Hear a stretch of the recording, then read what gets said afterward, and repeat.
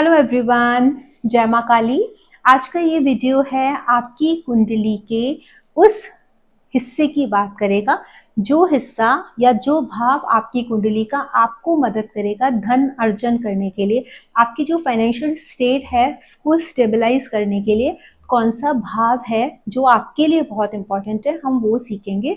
उससे पहले मैं बता देना चाहती हूँ, नक्षत्र एंड कार्मिक एस्ट्रोलॉजी का एक कोर्स इंट्रोड्यूस किया है मैंने, जो स्टार्ट हो रहा है 21 जुलाई से। Those who are interested to join that course, they can ping me on the given number, या फिर डिस्क्रिप्शन बॉक्स में जो लिंक है आप उस पर भी मैसेज करके डिटेल्स कोर्स की ले सकते हैं।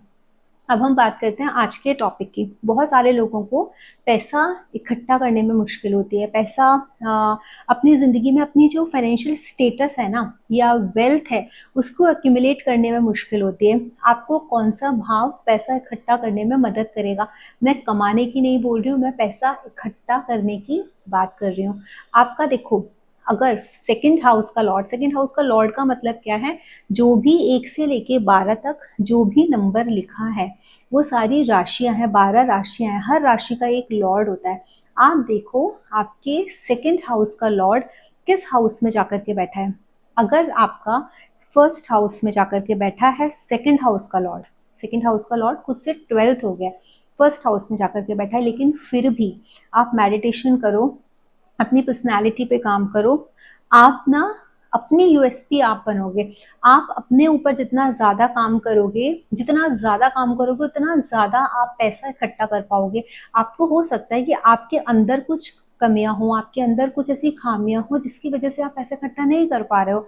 तो आपको यहाँ पर ये बताया जा रहा है, आपकी कुंडली बता रही है सेकंड हाउस का लॉर्ड फर्स्ट हाउस में बैठा है, तो इसका मतलब आप खुद ही अपनी अपनी पर्सनालिटी, अपनी आदतें, अपनी ट्रेड्स, अपनी हेल्थ को अच्छा रख करके ही पैसा इकट्ठा कर सकते हो। आप ये सोचो कि आपको कोई पैसा दे देगा, आपको कोई पैसा देगा नहीं।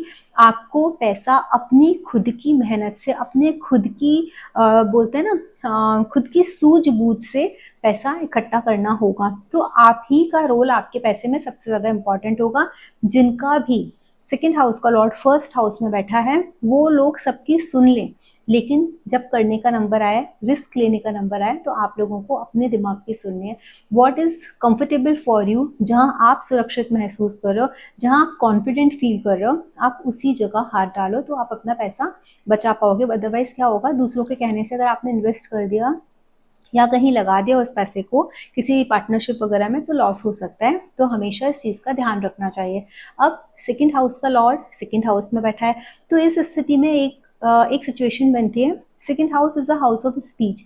या तो आप बोल करके पैसा मतलब इकट्ठा कर सकते हो, या फिर आपके परिवार का भी ऐसा हो सकता है कि परिवार का कोई जो एक बिजनेस है या कुछ काम है, उसके सहारे आप पैसा इकट्ठा कर सकते हो सकता है आप बैंकिंग सेक्टर में हो, फाइनेंस सेक्टर में हो। फाइनेंस तो नहीं, बैंकिंग बोलूंगी मैं, बैंकिंग सेक्टर में आप काम कर रहे हो, तो वहां से आप पैसा इकट्ठा कर सकते हो। आप कोई टीचर हो सकते हो, जहां आप बोल करके लोगों को कनेक्ट कर सकते हो। बोलने से आपका पैसा इकट्ठा होगा। बैंकिंग सेक्टर में रह के पैसा इकट्ठा होगा। हो सकता है आपकी ज्वेलरी की शॉप हो, या ज्वेलरी से बेचकर खरीद के ज्वेलरी का काम करके हो। Second house represents jewellery also, तो उससे आप पैसा इकट्ठा कर सकते हो सकता है रत्न से, जैसे होते हैं ना, पुखराज है, पन्ना है, हीरे हैं, इस तरीके के जो बहुमूल्य रत्न होते हैं, मूंगे हैं, तो इन सब से आप पैसा कमा सकते हो। बिकॉज ज्वेलरी, जेमस्टोन्स, ये सारा सेकंड हाउस दिखाता है। परिवार की बात सुन के, परिवार की सूझबूझ से भी आप पैसा कमा सकते हो। परिवार के साथ, परिवार के किए हुए काम में ही आप साथ में पार्टनरशिप कर लो, उन लोगों के साथ मिलकर के काम करो, तो भी आप लोग पैसा कमा सकते हो।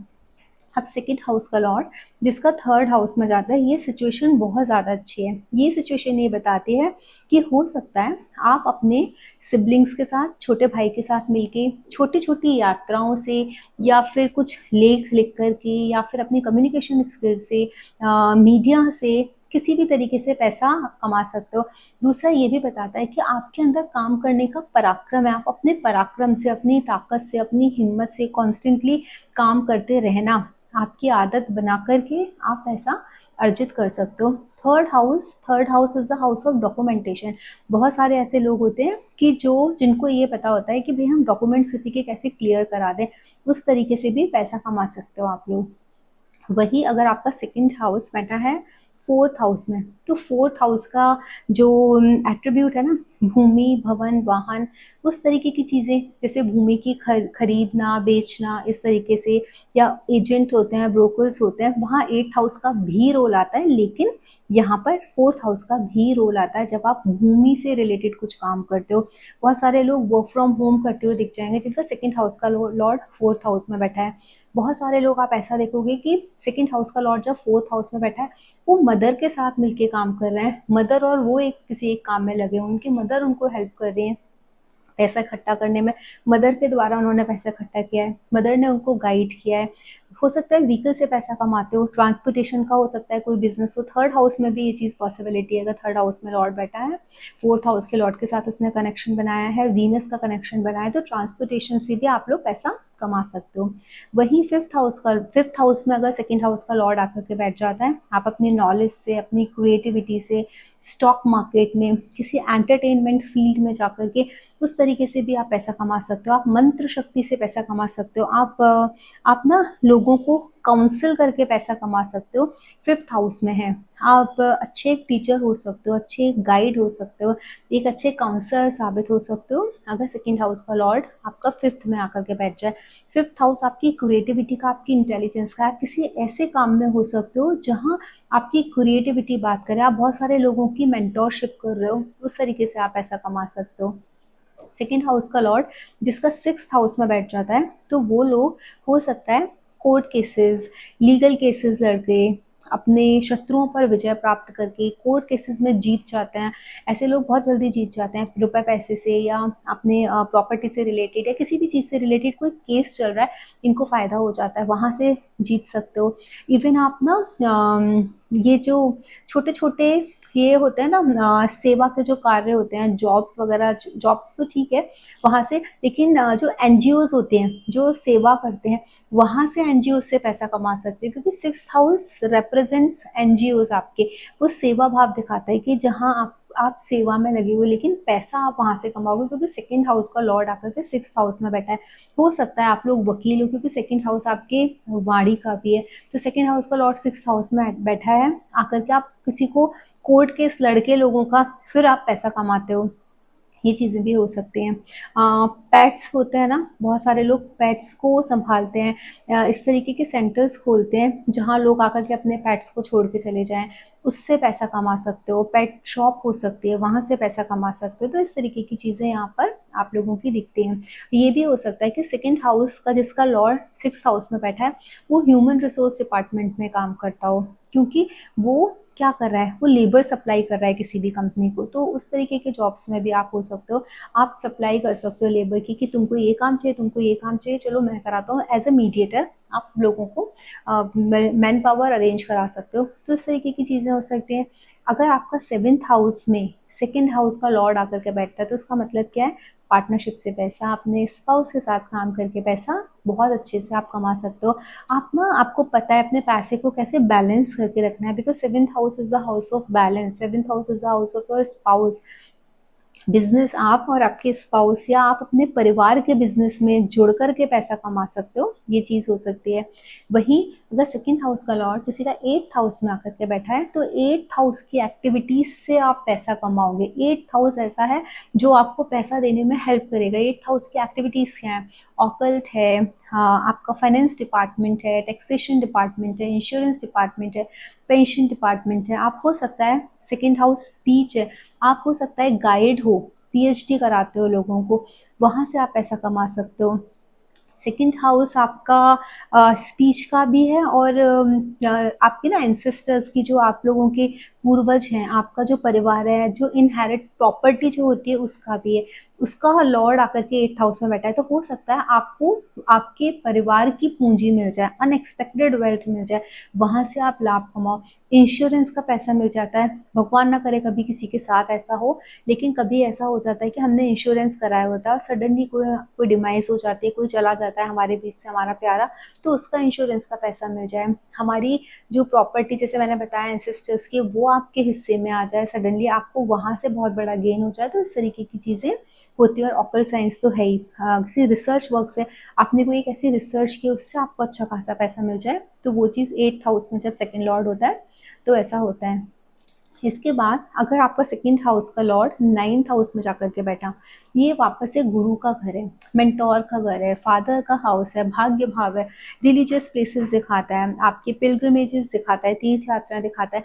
तो हो सकता है ये लोग सेकंड हाउस के लॉर्ड वाले आपके धर्म स्थल पर से पैसा कमा सकते हैं, रिलीजियस एक्टिविटीज से पैसा कमा सकते हैं, पूजा पाठ के काम करा के पैसा कमा सकते हैं, क्योंकि वहाँ पर आपके हायर स्टडीज आती हैं। तो हो सकता है आप मास्टर्स के स्टूडेंट्स को पढ़ा करके आप पैसा कमा सकते हो। आप ना, आप टीचर हो, वहाँ पर आप जाकर के पढ़ा रहे हो, मास्टर्स की क्लासेस ले रहे हो, आप कॉन्स्टेंटली एक जगह से दूसरी जगह जाते हो, दूर दूर जगह पर जाकर के आप लेक्चर्स लेते हो, आप मेंटोरशिप के प्रोग्राम में हो।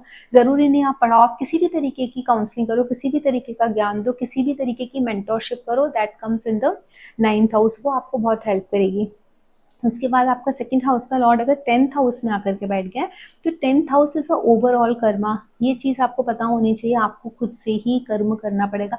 आप जितना ज़्यादा स्ट्रांगली कर्मा करोगे, उतना ज़्यादा अपना स्टेटस हाई कर पाओगे। सेकंड सेवन, क्योंकि सॉरी 10th हाउस आपका स्टेटस भी होता है। सेकंड हाउस का लॉर्ड आकर के बैठा हुआ है 10th हाउस में, तो डेफिनेटली ये बता रहा है कि आपके अंदर बहुत ज़्यादा इस चीज़ की चाहत होगी कि मटीरियलिस्टिकली आप कुछ इतना ज़्यादा इकट्ठा कर लो कि आपका स्टेटस बहुत हाई हो जाए। कर्म वहीं पर आपको करना पड़ेगा सबसे ज़्यादा। आपका 10th हाउस जितना ज़्यादा कर्म, उतना ज़्यादा आपका सेकंड हाउस मजबूत होता जाएगा। मेहनत बहुत करनी पड़ेगी, लेकिन बहुत मजबूती से आप अपने आप को एस्टेब्लिश कर सकते हो, चीज़ें इकट्ठी कर सकते हो। उसके बाद सेकंड हाउस का लॉर्ड 11th हाउस में, this is the best combination in the chart. 11th house का लॉर्ड सेकंड में बैठ जाए, सेकंड का 11th में बैठ जाए, दोनों ही सिचुएशन में दी बेस्ट सिचुएशन है, क्योंकि आपके लाभेश और धनेश दोनों एक साथ बैठ गए। तो आपके धनेश आके लाभ के स्थान में बैठ गए। इसका मतलब क्या है कि आपको धन का लाभ तो होना ही होना है, आपकी विशेष तो फुलफिल होनी ही है। लेकिन ये हो सकता है आपके बड़े सिबलिंग्स के थ्रू हो, आपके फ्रेंड सर्कल के थ्रू हो, आपने जो सोशल नेटवर्किंग कर रखी है, जिस तरीके से अपने समाज में आपने अपना नेटवर्क बनाया हुआ है, उस तरीके से आपको हो जाए। इवन आपको जो जो फायदा होगा ना, छोटे स्तर पर काम करके नहीं होगा, बड़ी बड़ी चीज़ों से, बड़े बड़े इंस्टीट्यूट से जुड़ के आप मैक्सिमम पैसा मतलब कलेक्ट कर पाओगे, इकट्ठा कर पाओगे, एक्यूमुलेट कर पाओगे। वहीं अगर किसी का सेकंड हाउस का लॉर्ड 12th हाउस में आके बैठ जाता है, तो ये बहुत क्लियर इंडिकेशन देता है कि ये नेटिव हो सकता है अपने परिवार से दूर हो जाए, फॉरेन लैंड में जाकर के बस जाए, फॉरेन से पैसा ये कमाए, उसके बाद अपने घर में भेज रहा है, या इसके घर वाले जाकर के फॉरेन में, काफ़ी सारे लोग बसे हुए हैं जिसके कुटुंब के लोग हैं, सेकंड हाउस इज अ कुटुंब ऑल्सो, वो जाकर के बसे हुए हैं, वहाँ से पैसा आ रहा है। ये भी हो सकता है परिवार ने कोई एक बहुत बड़ा इन्वेस्टमेंट किया हो, because 12th house is the house of investment, 12th house is the house of foreign, तो फॉरेन सेटलमेंट भी दिखाता है।